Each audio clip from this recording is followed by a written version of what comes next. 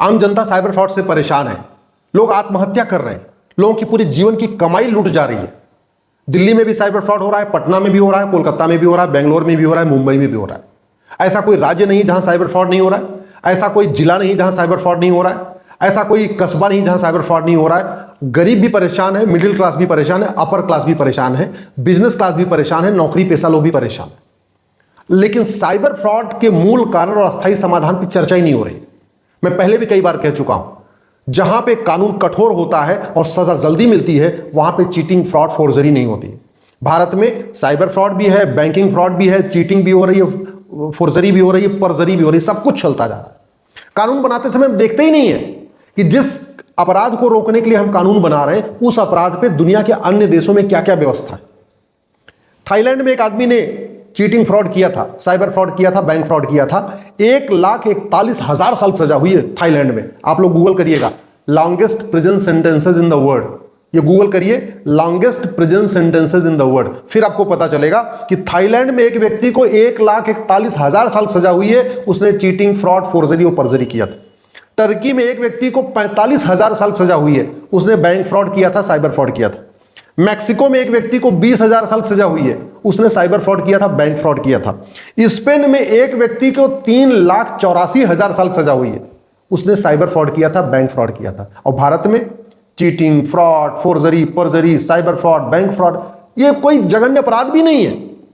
150 साल के बाद हमने आईपीसी को बदल के बीएनएस बनाया।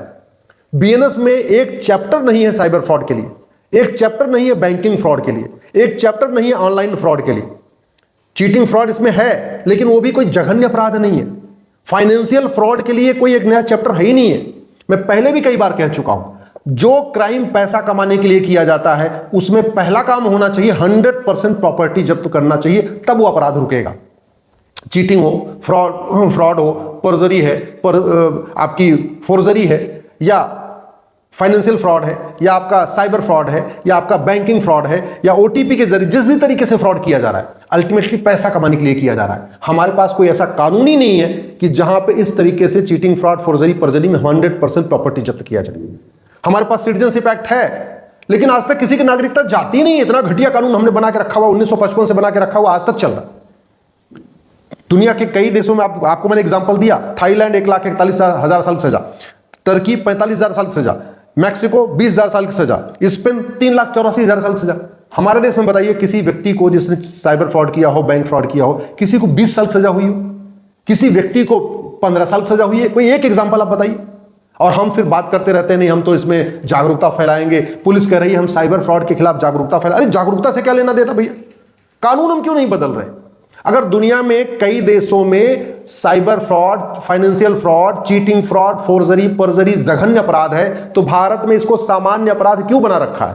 दुनिया के कई देशों में लाख लाख साल सजा हो रही है, हजारों साल सजा हो रही है, तो हमारे देश में 20-50 साल सजा क्यों नहीं होती? हम अपना जुडिशियल सिस्टम क्यों नहीं ठीक करते? हम नार्को पॉलीग्राफ ब्रेन मैपिंग कानून क्यों नहीं बना रहे? साइबर फ्रॉड में पकड़े कौन जाते हैं? वो नीचे जो गुर्गे होते हैं, असली मास्टरमाइंड पकड़े नहीं जाते। साइबर फ्रॉड में वही लोग नहीं होते जो आपको ओटीपी भेज के आपको फोन करके लेते हैं, इसके पीछे ऊपर भी कई लोग होते हैं। तो असली जो मास्टरमाइंड है वो पकड़े नहीं जाते। क्यों नहीं पकड़े जाते? क्योंकि हमने जिसको हम पकड़ते हैं उसका हम narco polygraph brain mapping test नहीं करते। क्यों नहीं करते? हमारे पास कानून में ऐसी कोई व्यवस्था ही नहीं। इसमें सुप्रीम कोर्ट का भी बहुत बड़ा योगदान है। मैं तो कहता हूं अगर सुप्रीम कोर्ट और सरकार चाहले, भारत में 5 साल में सतयुग आ सकता है। सुप्रीम कोर्ट और सरकार चाहले, भारत में 5 साल में कलयुग खत्म हो सकता है। सुप्रीम कोर्ट और सरकार चाहले, भारत में 90% अपराध खत्म हो जाएंगे। सुप्रीम कोर्ट और सरकार चाहले 90% भ्रष्टाचार खत्म हो जाएगा। मैं पूरी गारंटी के साथ कहता हूं, जैसे चीन में, जापान में, सिंगापुर में, अमेरिका में घूसखोरी का नामो निशान नहीं है, कमीशन खोरी का नामो निशान नहीं है, दलाली नहीं होती, कटमनी नहीं होती, तोलाबाजी नहीं होती, भारत में भी बंद हो सकती है। ये लाइलाज समस्या नहीं है, लेकिन उसके लिए कठोर कानून बनाना पड़ेगा और जस्टिस विद इन ईयर लागू करना पड़ेगा। इस पे सरकार और सुप्रीम कोर्ट को मिलकर काम करना होगा। जब तक सुप्रीम कोर्ट को मानवाधिकार की चिंता रहेगी या सरकार को अपराधियों के मानवाधिकार की चिंता रहेगी, अरे अरे तो पहला अपराध है इसको माफ कर दो, ये तो दूसरा अपराध है माफ कर दो, अरे अरे क्या हुआ है तो चोरी किया है ना, केवल पॉकेट मारा है ना, केवल मोबाइल छीना है ना, केवल चैन छीना है, ठीक है इसको 1-2 साल सजा दो, सुधर जाएगा। नहीं, कोई नहीं सुधरता।